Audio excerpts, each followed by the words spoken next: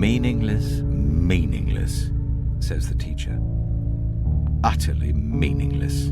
Everything is meaningless. What do people gain from all their labors, of which they toil under the sun? Generations come and generations go, but the earth remains forever. The sun rises and the sun sets, and hurries back to where it rises. The wind blows to the south and turns to the north. Round and round it goes, ever returning on its course. All streams flow into the sea, yet the sea is never full. To the place the streams come from, there they return again. All things are wearisome, more than one can say. The eye never has enough of seeing, nor the ear its fill of hearing. What has been will be again. What has been done will be done again. There is nothing new under the sun. Is there anything of which one can say, "Look, this is something new"? It was here already long ago. It was here before our time. No one remembers the former generations, and even those yet to come will not be remembered by those who follow them. I, the teacher, was king over Israel in Jerusalem.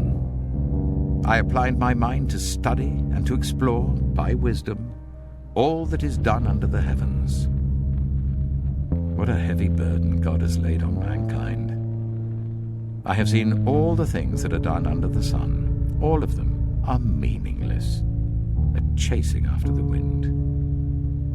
What is crooked cannot be straightened. What is lacking cannot be counted. I said to myself, "Look, I have increased in wisdom more than anyone who has ruled over Jerusalem before me. I have experienced much of wisdom and knowledge." Then I applied myself to the understanding of wisdom, and also of madness and folly. But I learned that this too is a chasing after the wind. For with much wisdom comes much sorrow. The more knowledge, the more grief. I said to myself, "Come now, I will test you with pleasure to find out what is good." But that also proved to be meaningless. Laughter, I said, is madness, and what does pleasure accomplish? I tried cheering myself with wine and embracing folly, my mind still guiding me with wisdom. I wanted to see what was good for people to do under the heavens during the few days of their lives. I undertook great projects.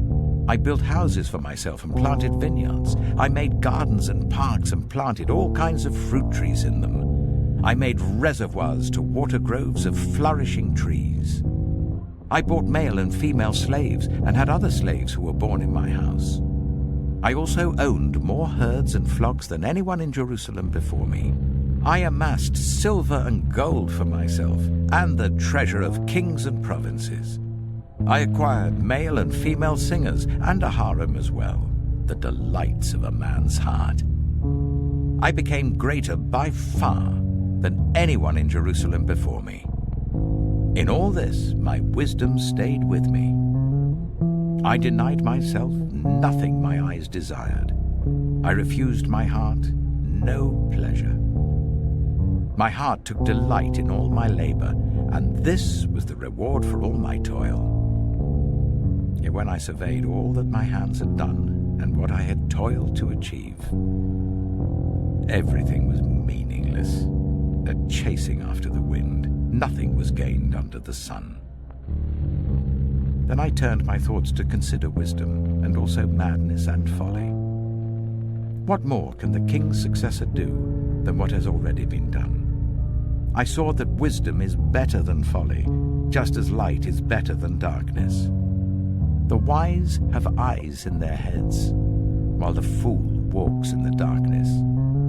But I came to realize that the same fate overtakes them both.